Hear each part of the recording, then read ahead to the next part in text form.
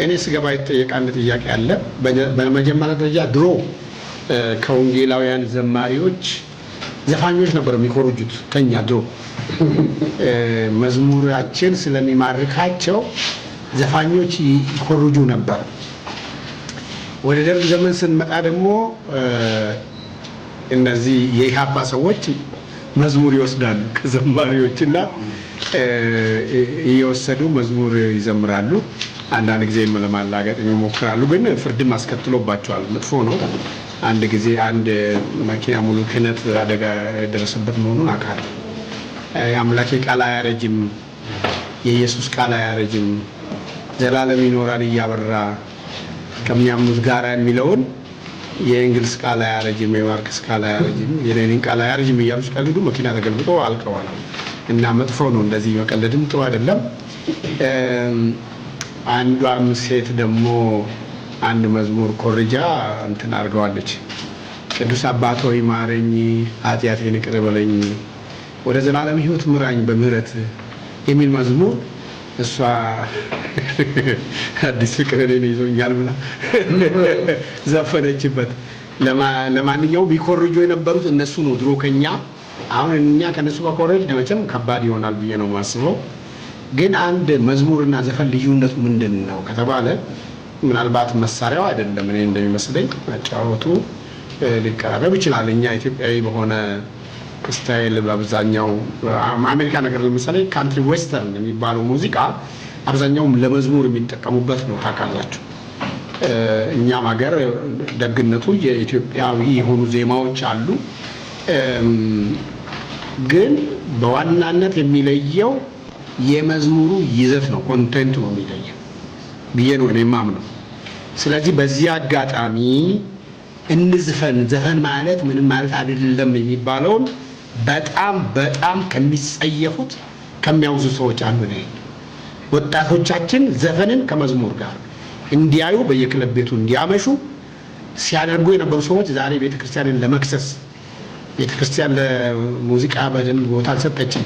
ሙዚቃና ዘፈንን አናቀያይም። ሙዚቃ መሳሪያው፣ ዘፈን የኮንቴንቱ ነው። ስለዚህ አንቺ መልክሽ እንዲህ ነው፣ ጥርስሽ እንዲህ ነው የሚለው ማለት ነው። እኛ ስለ ሴት ልጅ ጥርስና ሰውነት ቅርጻቅርጽ፣ ብልት አውጪ፣ ስጋ ቤት አራጅ አይደለንም። እኛ ስለ ጌታ ውበት ነው የምንዘምረውና በግልጽ ቋንቋ መናገር ያስፈልጋል። አንዳንድ ጊዜ እኛ ዝም ስንል አንዳንድ ሰዎች በጣም ከልክ በላይ አልፈው በሁሉ ነገር ቤተክርስቲያንን ለመወንጀል የሚደረገው ጥረት በጣም አሳፋሪ ነው። ቤተክርስቲያን እንዳልሆነች ከተወነጀለች እናንተ ሁላችሁ ተስፋ የላችሁ ማለት ነው። ከክርስቶስ ቀጥሎ እኔ ከእናቴና አባቴ በእምነት ምክንያት ስለይ ያገኘሁት ወንድሞችን እህቶችን ቤተክርስቲያንን የአማኞች ህብረት ነው። ከጌታ ቀጥሎ በእግዚአብሔር ቤት ውስጥ እንድኖር ያደረገኝ የወንድሞቼና የእህቶቼ በጌታ ያገኘኋቸው ማለት ነው የነሱ ፍቅር ነው። ስለዚህ አንዳንድ ጊዜ ያለ ስለ ግለሰብ መናገር ይችላል፣ ስለ ቤተ እምነቶች መናገር ይችላል። ለምሳሌ ቤተ እምነቶች ልክ አይደሉም፣ ተበላሽተዋል፣ ቤተክርስቲያን ተበላሽታለች ቲዮሎጂካሊ አይባልም፣ ነውር ነው። መጽሐፍ ቅዱሱ ነውር የሌለባት ቅድስት የሆነች የፊት መጨማደድ የሌለባትን ለራሱ ያቀርብ ፈለገ። ደሙ ክርስቶስ ለዚህ ነው ያፈሰሰው ሲል ማን ነውና አንድ ሰው እኔ ከክርስቶስ ጋር ያለኝን ግንኙነት ከእኔና ከአምላኬ በስተቀር ማን ነው በአግባቡ የሚያውቀው? ልክ ነው። ዛፍ ከፍሬው ስለሚታወቅ አንዳንድ ሰዎች ፍሬያቸው ምን ነበር? እኔ ያገለገልኳቸው ሰዎች የጌታ አገልጋዮች ሆኑ፣ ጌታን የሚወዱ በጌታ የሚኖሩ ሆነዋል። ጳውሎስ እንዳለው ለፊልጵስዩስ ተስፋ እንዳልቆርጥ በጌታ ቀን እመካለሁ። ለምን? ጥሩ ሰዎች ስለሆናችሁ፣ ያለ ነውር ስለሆናችሁ፣ ያለ ነቀፋ ስለሆናችሁ እንዳለው እኛ ያፈራናቸው ሰዎች ቤትና ዳንስ ቤት የሚያመሹ ከሆነ እኛ ራሳችንን ነው እንጂ መጠየቅ ያለብን፣ ሌላ ሰው መውቀስ አይገባንም በዚህ አጋጣሚ። ነገር ግን የወንድሜ መዝሙሮች እኔም ሰማቸዋለሁ። እውነት በእግዚአብሔር መዝሙር ሁሉ ጊዜ ያው ተስፋ ስንቆርጥ ስለ ተስፋ የምንዘምርበት ደስ ይለን እግዚአብሔር ስለረዳን ስለዘም መዝሙረ ዳዊትን በቂ ነው አይደል? ዕንባቆም የሚባል ሰው እኮ በጣም ክርክር ውስጥ ገብቶ እግዚአብሔር ጋር ጥያቄ ጠይቆ እግዚአብሔር ደግሞ መልስ ሰጣለሁ አለና መጀመሪያ የጠየቀው እኮ 3 ነው 4 ጥያቄ ነው። ከመልሱ በኋላ 8 ጥያቄ፣ መልሱ ራሱ ጥያቄ ሆኖበት በኋላ ግን ትዝ ሲለው እግዚአብሔር በታሪክ ውስጥ የሰራውን ማሰብ ሲጀምር መዘመር ጀመረ። ከመዝሙሩ በኋላ ምንድን ነው ያለው? ምንም እንኳን በለስ ባታፈራ በወይን ፍሬ ባይገኝ የእርሻ ስራ ቢጎድል ከብቶች ከበረቱ በጎች ጋር ቢጠፉ እኔ ግን በእግዚአብሔር ደስ ይለኛል ነው ያለው። ስለዚህ አንዳንድ ጊዜ ደስታችንን እንዘምራለን፣ አንዳንድ ጊዜ እንጉርጉሯችንን እንዘምራለን። ግን ይዘቱ ነው፣ ወዴት ነው የምናመራው? ወዴት ነው የምናመለክተው? አዘለለኝ አፈረጠኝ ብቻ ነው ወይስ እንደ ክርስቲያን በሸለቆም ቢሄድ እግዚአብሔር ከኔ ጋር አለ፣ ከአራዊትም የሚያድን አምላክ ከኔ ጋር አለ፣ በሞት ሸለቆም ባልፍ ከኔ ጋር አለ። ስለዚህ የህይወትን ኤክስፒሪየንስ በመዝሙር መግለጥ እንችላለን። እና በዚህ አጋጣሚ መዘምራን ብዙ ጊዜ ይላሉ አገልግሎቱ ሁሉ ይቆማል፣ የኛ ግን አይቆምም ይላሉ። የነሱም ይቆማል። ያን ጊዜ ሁላችንም ዘማሪዎች ስለምንሆን ማለት ነው። የኔም ድምጽ እንደ መስፍን ድምጽ እንደ አሰፋ ድምጽ ያምራል ማለት ነው። ያን ቀን ዛሬ እንደነሱ መዘመር አልችልም። ቤቴ ውስጥ ቀስ ብዬ ነው ዘምረው። ግን ያን ቀን ሰው ሁሉ ዘማሪ ይሆናል። የዘንባባ ቅጠል ይዘን ሰው ሁሉ ዘማሪ ይሆናል። ስለዚህ ኳየር የለም ልባል ኳየሩ የዳነው ሁሉ። ስለዚህ እዛ ድረስ የሚቀጥል እስከሆነ ድረስ መዝሙር መጽሐፍ ቅዱስ ውስጥ እንግዲህ እስራኤላውያን ከግብጽ ባርነት ከቀይ ባህር ሲያመልጡ እግዚአብሔር ተዋጊ ነው፣ ስሙ እግዚአብሔር ነው ብሎ የዘመሩበት ነው አይደል?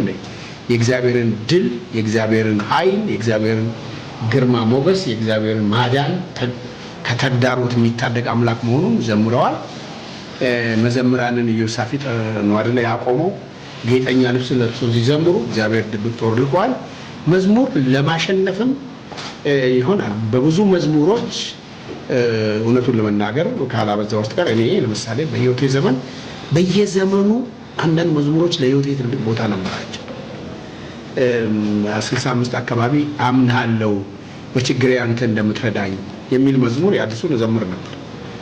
ወደ 68 ደግሞ እታገላለሁ እስከ መጨረሻው የሚለውን ተስፋዬ መዝሙር እዘምር ነበር። በየዘመኑ አንዳንድ መዝሙሮች ህይወታችንን ያቆሙ ያጽናኑ መዝሙሮች አሉ። አሁንም እግዚአብሔር መዝሙር አይከልክለን፣ መዝሙር አይንሳን።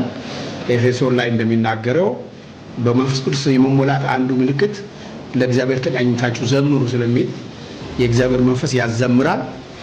እና እኔም ከዚህ በፊት እንደተናገርኩት እኔ በህይወቴ አንድ ቀን ብቻ መዝሙር ደርሻለሁ እና አንድ ስታንዛ ያላት መዝሙር ነች። ያለት ነው የዘመርኳት። ዜማዋን ጠፍቶኛል፣ ግጥሙን እስካሁን አስታውሳለሁ። ስለዚህ ሰው መንፈስ ቅዱስ ሲሞላ ይዘምራል። እኔም ዘምሬ ነበር አንድ ቀን እና ምን ነበር የዘመርኩት መዝሙር? የሚያረካ አጥንትን አልፎ ነፍስን የሚነካ የመንፈስ ቅዱስ እሳት አለ ለካ ብዬ ዘመርኩ። እቺው ነች በቃ የኔ መዝሙር ሲጀመር ሲጨረስ ማለት ነው። እነሱ ግን ስንት መዝሙር ዘምረዋልና ስለዚህ ሰው ሁሉ እንደተሰጠው ነውና እግዚአብሔር እንዲዘምሩ መዝሙር ጸጋ ለሰጣቸው ወንድሞቻችን አሁንም ይሄ አይጉድልባቸው። አሁንም መዝሙር ከሰማይ ይለቀቅላቸው። ከሱዳን ዘፈን ሰምተው የሚዘምሩ ካሉ እግዚአብሔር ይቅር ይበላቸው። ስለዚህ እንደዚህ ነው መቼም ወደ ቀኝ ወደ ግራ መታው መሰለኝ። እግዚአብሔር ይቅር ይበለኝ። እኔንም መልካም ጊዜ ይሁንልን።